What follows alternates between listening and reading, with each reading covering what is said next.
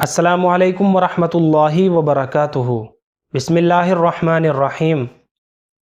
नहमदुहु व नुसल्ली अला रसूलिहिल करीम। अम्मा बाद। मेरे इज़्ज़त वाले और ईमान वाले प्यारे भाइयों, दावत व तबलीग का काम इतना मुबारक काम है कि इसके मुकाबले में आमाल सालिहा में से कोई भी अमल नहीं है। मिसाल के तौर पर अगर कोई शख्स ये चाहे कि मैं फ़जर के 2 फ़र्ज़ 2 मरतबा पढ़ूँ ताकि डबल सवाब हासिल हो जाए, तो ऐसा करने वाला शख्स जाहिल कहलाएगा। मगर एक शख्स फ़जर की नमाज का सवाब 100 नहीं बल्कि 1000 गुना ज़्यादा हासिल कर सकता है, और उसका तरीक़ा ये है कि 1000 आदमियों को फ़जर का आदी बना दे, नमाजी बना दे। ऐसे ही मेरे दोस्तों, एक आदमी सारी रात तहज्जुद पढ़ता रहे और दिन भर रोज़ा रखता रहे, लेकिन उसका आमाल नामा मरते ही बंद हो जाएगा, लेकिन दाई का आमाल नामा क़यामत तक खुला रहता है। हज़रत मौलाना सैयद अबुल हसन नदवी रहमतुल्लाह अलैह ने फरमाया, अगर कोई शख्स दिन भर रोज़ा रखता रहे और रात भर नवाफिल पढ़ता रहे और हर रोज़ एक कुरान करीम ख़त्म करे और लाखों रुपया रोज़ाना तकसीम करता रहे, फिर भी उन लोगों के अजर व सवाब तक नहीं पहुँच सकता जो लोग अल्लाह के रास्ते में निकले हुए हैं, क्योंकि उनका निकलना हज़ारों आदमियों के दीन पर आने का ज़रिया है। एक अल्लाह वाले का मलफूज़ है कि एक शख्स का आमाल नामा उसे क़यामत के दिन दिया जाएगा, लेकिन जब वो उसे पढ़ेगा तो वो हैरान रह जाएगा कि बारी ताला, मैंने तो इतनी नमाजें भी नहीं पढ़ी और ना इतने हज किए, लेकिन फिर भी इसमें लिख दिए गए। इरशाद होगा कि तुमने फ़ला आदमी को नमाज की दावत दी थी, लिहाजा उसकी तमाम नमाज़ों का सवाब तुम्हारे आमाल नामे में लिखा गया। इसी तरह तुम्हारी दावत पर फ़ला आदमी ने हज किया था तो उसका सवाब भी तुम्हारे आमाल नामे में लिखा गया।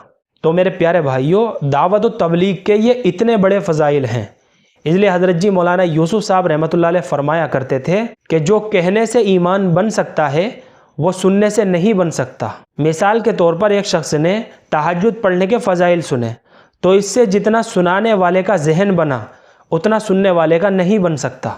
इसी तरह जो शख्स गुनाहों से बचना चाहता है तो वो तक़वा इख्तियार करने की दावत देता रहे। इंशाअल्लाह एक वक्त ऐसा आएगा कि वो अल्लाह के उन महबूब बंदों में शामिल हो जाएगा कि जिसका एक सांस भी अल्लाह को नाराज़ नहीं करता। इसी तरह मेरे दोस्तों, जब मुअज्जिन अज़ान देता है, अब चूँकि अज़ान एक दावत है, इसलिए हदीस शरीफ में आता है कि शैतान उस मुअज्जिन से दूर भागता है, और जो शख्स जितनी ज़्यादा दावत देता है शैतान उससे उतना ही दूर भागता है। शैतान दुनिया में सबसे ज़्यादा मुत्तकी दाई से डरता है, क्योंकि दाई शैतान की 60 साला मेहनत को चंद मिनटों में ज़ाय कर देता है, ख़राब कर देता है। मिसाल के तौर पर शैतान ने एक शख्स पर 60 साल तक मेहनत की और उसको नफसानी ख्वाहिशात में मुब्तला करता रहा, और दाई उस शख्स से चंद मिनट बात करता है और उसकी मेहनत की बरकत से वो मुत्तकी बन जाता है। और दाई आदमी उस वक्त बनता है जब आदमी दावत को अपनी आदत और मकसद ज़िंदगी बना ले और रोज़ाना कम से कम 25 आदमियों को दावत देता रहे। इसलिए हज़रत जी मौलाना इलियास साहब रहमतुल्लाह अलैह फरमाया करते थे कि अगर अपने ईमान की सतह को कायम रखना है तो रोज़ाना 25 आदमियों को ईमान की दावत देते रहो। बकौल एक अल्लाह वाले के, अगर दाई एक दिन दावत न दे तो शैतान एक गिरा लगा देता है, अगर दूसरे दिन भी दावत न दे तो शैतान दूसरी गिरा लगा देता है, हत्ता कि एक वक्त ऐसा आता है कि वो उसको दावत से बिल्कुल गाफिल कर देता है। मेरे प्यारे भाइयों, अल्लाह की ज़ात बंदों की तरह काम करने से बरी है, लेकिन दावत देना तो ख़ुद अल्लाह रब्बुल इज़्ज़त का काम है। सहाबा इकराम रिज़वानुल्लाहि ताला अलैहिम अजमईन की इबादत इतनी नहीं थी जितनी दावत दी, और यही वजह है मेरे प्यारे भाइयों कि तमाम सहाबा इकराम दाई थे।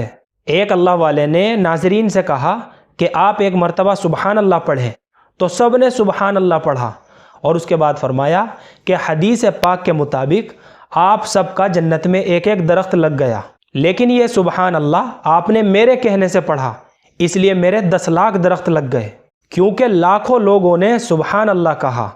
तो मेरे प्यारे भाइयों, ये तबलीग है।